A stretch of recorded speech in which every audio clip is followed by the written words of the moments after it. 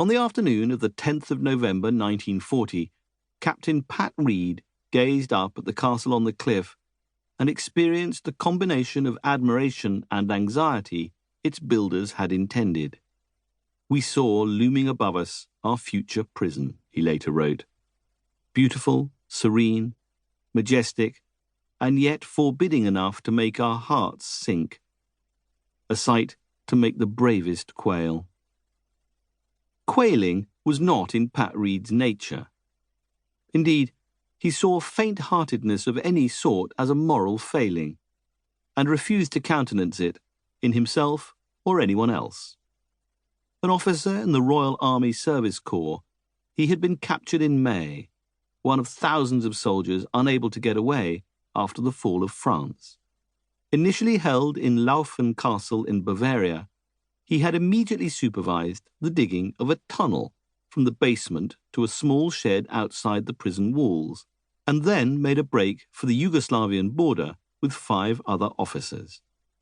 They were on the run for 5 days before they were caught and sent to Colditz, a new camp for incorrigible prisoners, and therefore a place for which Reed was amply qualified. Born in India to an Irish father, at 29 years old, Reed was a natural contrarian and a born exhibitionist, a most dependable ally and, as an opponent, obstinate and insufferable. He had once climbed the rugby posts during an England-Ireland international at Twickenham to plant a bunch of shamrocks at the top.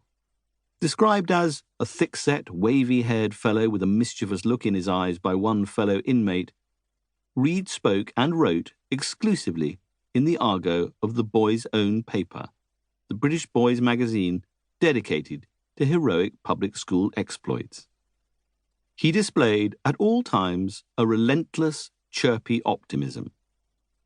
With a strong sense of his own place in the drama, Reed would become the first and most extensive chronicler of Colditz. He hated the place on sight and spent most of the rest of his life thinking and writing about it.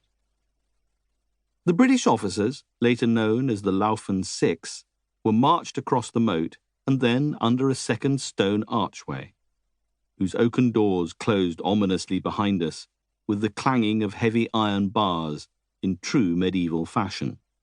In peacetime, Reed had been a civil engineer, and he cast a professional eye over the battlements. The ground fell away in a sheer precipice on 3 sides, below terraces festooned in barbed wire. As the day faded, the castle walls were lit by a blaze of searchlights. The nearest city was Leipzig, 23 miles to the northwest. The closest border to a country outside Nazi control was 400 miles away. Escape, Reed reflected, would be a formidable proposition. The little group was marched under another gated arch and into the inner courtyard. Only the sound of their boots ringing on the cobbles broke the silence. It was, wrote Reed, an unspeakably grisly place. Colditz Castle stands on a hilltop 150 feet above the Mulde River, a tributary of the Elbe in the east of what is now Germany. Before it became a German province in the 10th century, the Serbian Slavs who inhabited the area had called it Colditz, meaning dark forest. The first stone of what would become a mighty fortress was laid in about 1043, and over the next millennium it was repeatedly expanded and modified, destroyed and rebuilt by the great dynasties that tussled for power and prominence in the area. Fire, war, and pestilence changed the castle's shape over the centuries, but its purposes remained constant: to impress and oppress the ruler's subjects, demonstrate his might, frighten his enemies, and incarcerate his captives.